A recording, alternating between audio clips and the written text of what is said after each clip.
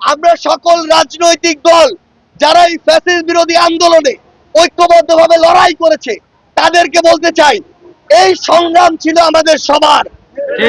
এই সংগ্রামে আমরা কাঁধে কাঁধ মিলিয়ে লড়াই করেছি। তাই আমাদের সংগ্রামের এই ইতিহাসের একটি অংশ হয়ে লিখিতভাবে সংবিধানে ডকুমেন্টেশন থাকা উচিত। অন্তর্বর্তীকালীন সরকারকে ধন্যবাদ যে তারা এই দায়িত্ব নিয়েছেন, কিন্তু অন্তর্বর্তীকালীন সরকারকে নির্দিষ্ট সময়ের মধ্যে এই যে ঘোষণাপত্র সেটি পুরো দেশের সামনে ঘোষণা করতে হবে। আমরা ফ্যাসিস্ট বিরোধী যারা ঐক্যবদ্ধভাবে লড়াই করেছিলাম, আমরা ঐক্যবদ্ধভাবে এই লড়াই জারি রাখবো এবং ঐক্যবদ্ধভাবে এই যে ঘোষণাপত্র সেটি যেন পুরো বাংলাদেশের মানুষের সামনে আসে। এবং ৭১ যেমন আমাদের শেকড়, ২৪ও কিন্তু আমাদের অস্তিত্ব। আমরা আপনাদেরকে স্পষ্ট করে বলি, আমরা অন্তর্বর্তীকালীন সরকার যে দায়িত্ব নিয়েছে সেই দায়িত্বের প্রতি শ্রদ্ধা জানাই, তবে দায়িত্ব নিয়ে দায়িত্ব পালন করতে হবে।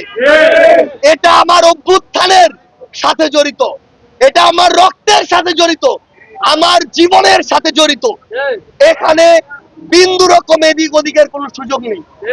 আমরা আশা করছি অতি দ্রুত এই অভ্যুত্থানের সকল স্টেক হোল্ডারের সাথে কথা বলে আমাদের এই অন্তর্বর্তীকালীন সরকার এই ঘোষণাপত্র পুরো দেশের মানুষের সামনে নিয়ে আসবেন।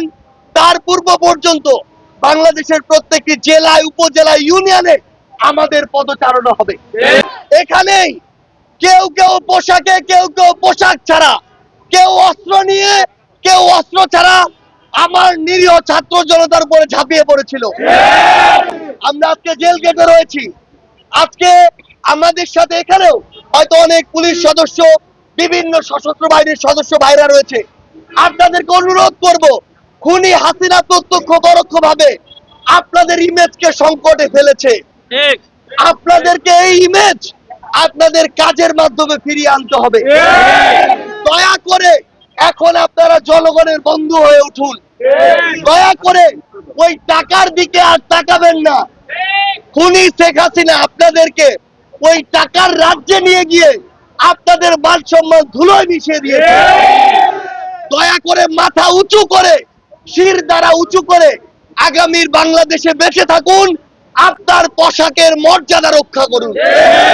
পরিশেষে আমরা শুধু একটি কথাই বলতে চাই, এই নরসিংদীর ছাত্র জনতা যারা এই রণক্ষেত্রে ঐক্যবদ্ধভাবে লড়াই করেছে, তারা যদি ঐক্যবদ্ধ থাকে, আগামীর বাংলাদেশে, নতুন বাংলাদেশের যে আন্দোলন, যে সূচনা শুরু হবে, সেই সূচনা নরসিংদীর আমার সামনে থাকা এই বীর যোদ্ধাদের নিয়ে শুরু হবে।